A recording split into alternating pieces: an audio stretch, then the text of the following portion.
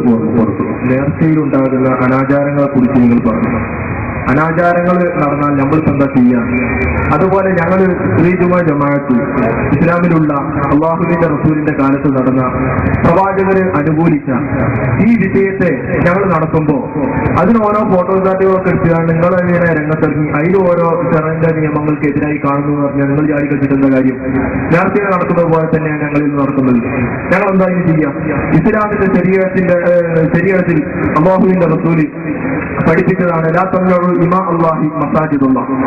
അള്ളാഹുവിന്റെ അടിയാർത്ഥികളായ സ്ത്രീകളെ അള്ളാഹുവിന്റെ പള്ളികളെ തൊട്ട് നിങ്ങൾ തടയരുത് എന്ന് നബി സല്ലല്ലാഹു അലൈഹി വസല്ലം തങ്ങൾ വളരെ വ്യക്തമായി പറഞ്ഞിരിക്കെ, ഈ അടിസ്ഥാനത്തിൽ ഈ ഹദീസിന്റെ താല്പര്യത്തിൽ സ്ത്രീകളെ പള്ളിയിലേക്ക് കൊണ്ടുവരികയും അതിനുവേണ്ടി ഞങ്ങൾ ശ്രമിക്കുകയും ചെയ്യുമ്പോൾ പിന്നെ നേർച്ചയിൽ വരുന്ന അനാചാരങ്ങൾ അങ്ങനെ അത് നമ്മളെന്താ ചെയ്യാൻ കഴിയാന്ന് പറഞ്ഞ പോലെ തന്നെ ഞങ്ങൾക്ക് ഇതിലും പറയാനുള്ളത്. പിന്നെ എന്തിനു നിങ്ങൾ എതിർക്കണം?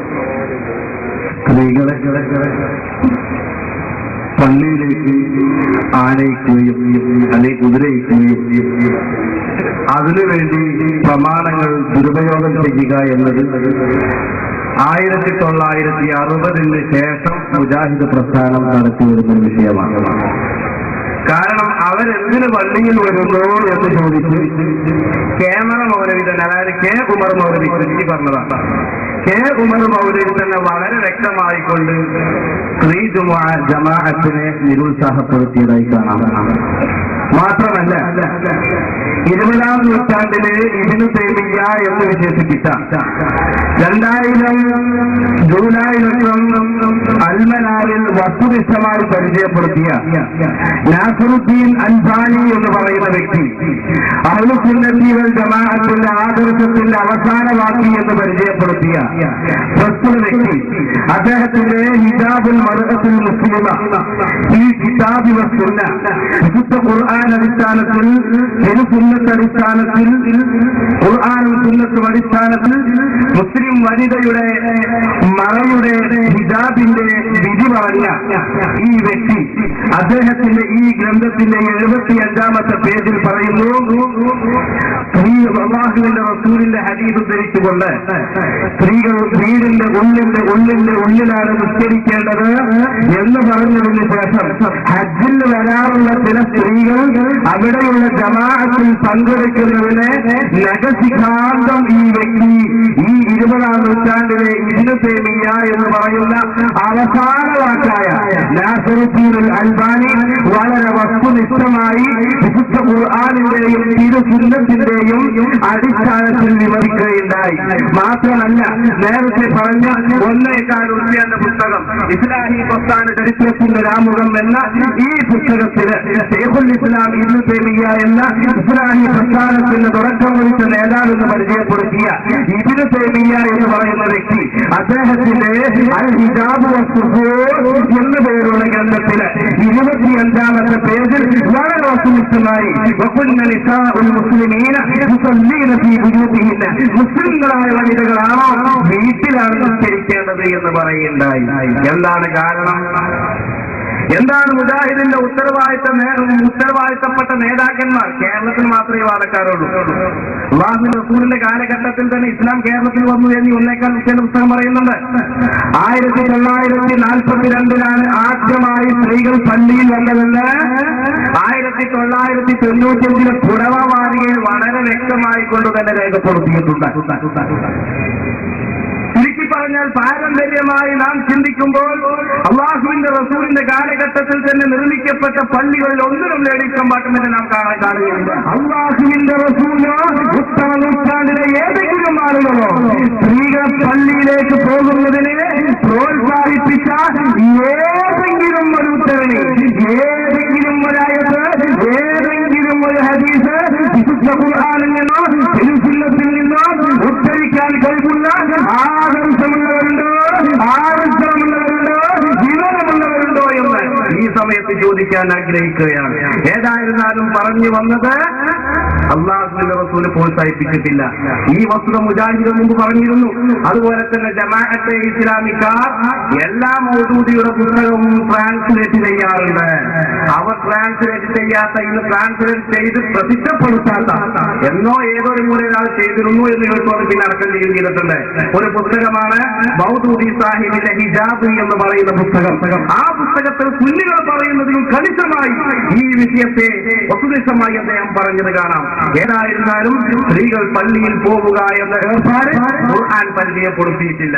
ഖുർആനിൽ പള്ളികളിൽ ആര് സംബന്ധിക്കണമെന്ന് പറഞ്ഞപ്പോ അവത എല്ലാ പള്ളിയിലും നബിയെ കയറരുത്, മസ്ജിദും അധിഷ്ഠിതമായി നിർമ്മിക്കപ്പെട്ട പള്ളിയിലാണ് നബിയെ താങ്കൾക്ക് നിൽക്കാൻ കഴിയുന്നത്, നിൽക്കേണ്ടത്, നിസ്കരിക്കേണ്ടതെന്ന് പരിചയപ്പെടുത്തിയപ്പോൾ അതിന്റെ ലക്ഷണം പറഞ്ഞത് തീരിജാലും ആണുങ്ങൾ മാത്രം പങ്കെടുക്കുന്ന പള്ളി എന്നാണ്. കാരണം ഇവിടെ ചേകന്നൂർ പള്ളി ഉണ്ടാക്കിയപ്പോൾ ഖുർആൻ ദർശനത്തിൽ പറയുന്ന പെണ്ണുങ്ങൾ പള്ളിയിൽ പോകണമെന്ന്, ഖാദിയാനികൾ പറയുന്നു അഹമ്മദിയ സന്ദേശത്തിൽ സ്ത്രീകൾ പള്ളിയിൽ പോകണമെന്ന്, മുജാഹിദ് പ്രസ്ഥാനം ഇപ്പോൾ പറയുന്നു സ്ത്രീകൾ പള്ളിയിലേക്ക് പോകണമെന്ന്, ജമാഅത്തെ ഇസ്ലാമിക്കർ പറയുന്നു കുറയ്ക്കണം പള്ളിവാതിൽ വലിയ കാര്യമാണ്. എല്ലാ വിഭാഗവും പറയുന്നു, ഖുർആൻ പറയുന്നു ഏറ്റവും നിങ്ങൾക്ക് നിൽക്കാനും നിസ്കരിക്കാനും ഉതകുന്ന പള്ളി വേണം. പുരുഷന്മാർ പങ്കെടുക്കുന്ന പള്ളിയാണത്. കാണാം. എന്താണ് ഇങ്ങനെ പറയാൻ കാരണം? എന്താണ് പെണ്ണുങ്ങളെ മാത്രം പുരുഷന്മാർ മാത്രം എന്ന് പറയാൻ കാരണം?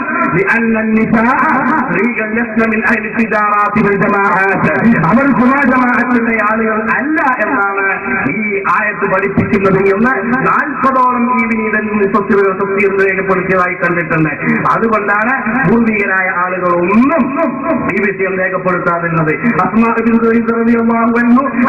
അള്ളാഹുവിന്റെ റസൂലിനോട് പറഞ്ഞു, നബിയേ ഇതിന്റെ പിന്നിൽ ഒരുപാട് ആളുകളുണ്ട്, ആ ആളുകളൊക്കെ എന്റെ ശബ്ദമാണ് ഒരേ ശബ്ദത്തിൽ ചോദിക്കുന്നത്. പുരുഷന്മാർ ജമാഅത്തിന് പോകുന്നുണ്ട്, പുരുഷന്മാർ ജമാഅയിൽ പോകുന്നുണ്ട്, പുരുഷന്മാർ പള്ളിയിൽ പങ്കെടുക്കുന്നുണ്ട്, ഞങ്ങൾക്കും ആ പ്രതിഫലം വേണ്ടെന്ന് പറഞ്ഞപ്പോ മോനെ നിൽക്കാനല്ലേ അത് വന്നോളൂ എന്നല്ല പറഞ്ഞത്. നേരെ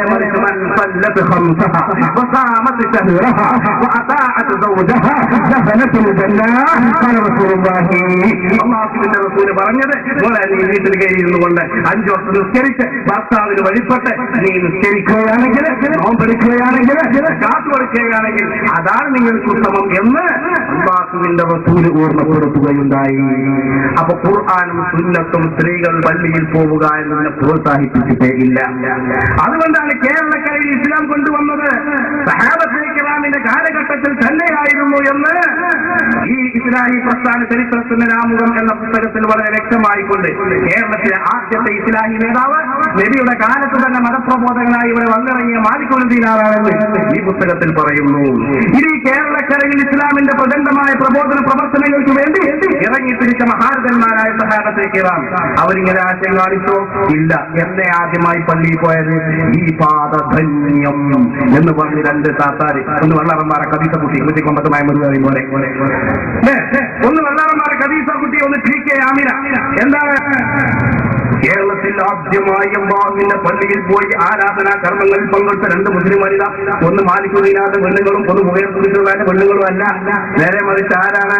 1942 അവരിങ്ങനെ ചരിത്രങ്ങൾ, അവർ ചരിത്ര ശകലങ്ങൾ ഓർമ്മകളുടെ അറയിൽ നിന്ന് തികഞ്ഞെടുക്കുന്നു. 1940കളിൽ സ്ത്രീകൾ പള്ളിയിൽ പ്രവേശിക്കുകയെന്ന് പലർക്കും ഊഹിക്കാൻ പോലും സാധ്യമാവാത്ത കാര്യമായിരുന്നു എന്നൊക്കെ പറഞ്ഞാൽ ഊഹിക്കാൻ പോലും കഴിയാത്ത സംഗതിയാണ് പള്ളിക്ക് പോകല് എന്നിങ്ങനെ പറഞ്ഞ് എത്രത്തോളം പറഞ്ഞോറിയോ?